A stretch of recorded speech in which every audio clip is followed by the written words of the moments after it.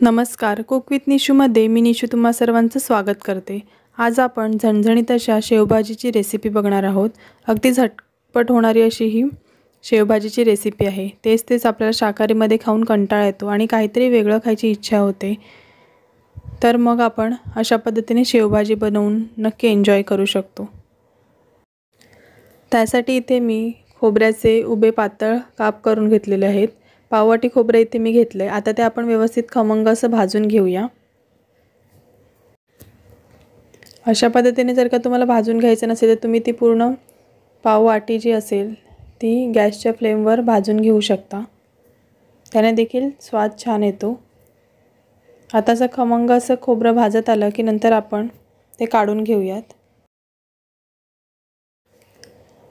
त्याच पॅनमध्ये आता इथे मी साधारणतः 2 चमचे इतकं तेल घालून घेते। तेल गरम झालं की नंतर त्यामध्ये आपण एक मोठ्या आकाराचा कांदा जो उभा पातळ चिरून घेतलाय तो छान परतून घेऊया।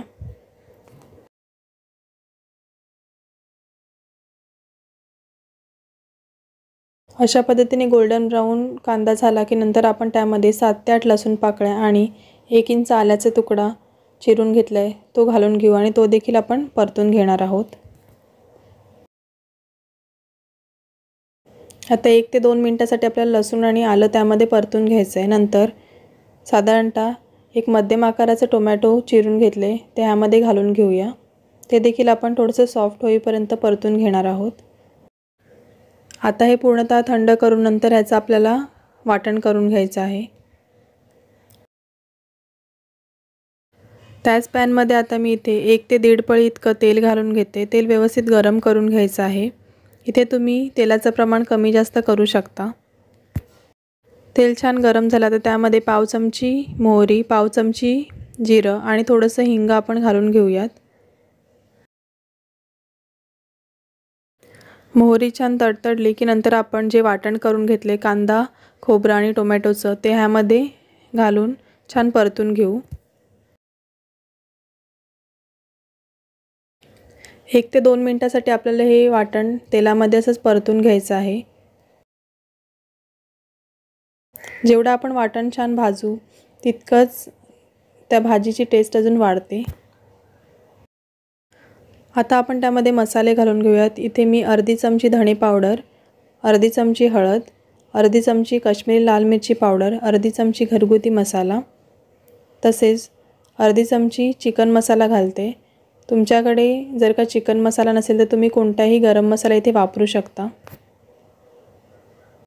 तसेच अगदी पाव चमची इतकं मी ह्यामध्ये कांदा लसूण मसाला घालते। तुम्ही इथे चिकन मसाल्याऐवजी कांदा लसूण मसाल्याचं प्रमाण देखील वाढवू शकता आणि चवीनुसार मीठ घालून आपण हे सर्व मिश्रण एकजीव करून घेऊयात। मसाल्यांचं प्रमाण तुम्ही तुमच्या तिखट खाण्याच्या सवयीप्रमाणे कमी जास्त करू शकता। आता ह्या वाटणातून तेल सेपरेट होईपर्यंत आपल्याला हे वाटण छान मंद गॅसवर परतून घ्यायचं आहे।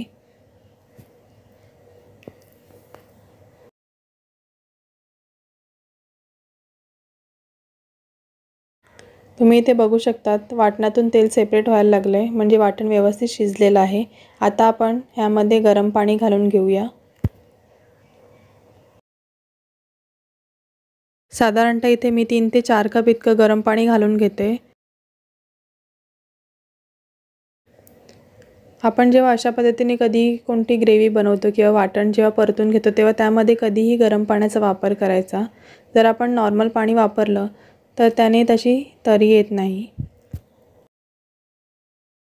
आता आपण ह्याला साधारणतः 7 ते 8 मिनिटांसाठी एक छान उकळी काढून घेऊया। मीडियम टू लो फ्लेमवर आपल्याला छान उकळी काढून घ्यायची आहे। छान 7 ते 8 मिनिटं उकळी काढून झाले। आता आपण ह्यामध्ये बारीक चिरून घेतलेली फ्रेश कोथिंबीर टाकूया आणि गॅस बंद करून घेऊ। गॅस बंद केल्यावर लगेच तुम्ही त्यामध्ये शेव घालून घेऊ शकता। परंतु जर का तुम्हाला भाजी खायला वेळ असेल तर तुम्ही नंतर त्यामध्ये शेव ॲड करा। जेव्हा तुम्ही शेव टाकणार असतील तेव्हा थोडीशी ती जी आपण ग्रेव्ही बनवून घेतले ती गरम करून घ्या आणि नंतर त्यामध्ये शेव घाला जेणेकरून ते रसा चांगला सोक करून घेईल। अशा पद्धतीने बाजारामध्ये तिखट शेव मिळते ती तुम्ही ह्यामध्ये घालून घेऊ शकता किंवा मिक्स फरसाण देखील तुम्ही ह्यामध्ये घालू शकता। आता वरून छान आपण कोथिंबीरने गार्निश करून घेऊयात आणि सर्व करूयात। चमचमीत आणि झणझणीत अशी शेवभाजी तयार आहे। तुम्ही ही पावासोबत देखील खाऊ शकता किंवा भाकरी, चपाती, भाताबरोबर देखील एन्जॉय करू शकता।